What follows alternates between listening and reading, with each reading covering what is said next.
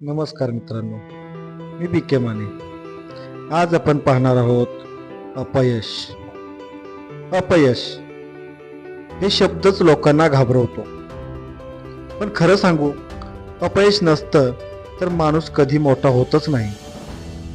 अपयश दुखतं कारण त्यात तुझी स्वप्न असतात, तुझी मेहनत असते, तुझी आशा असते. जेव्हा तू हरतोस तेव्हा फक्त लोक नाहीत हसत, तू स्वतःलाच प्रश्न विचारतोस, मी खरंच योग्य आहे का? माझ्याकडून होईल का?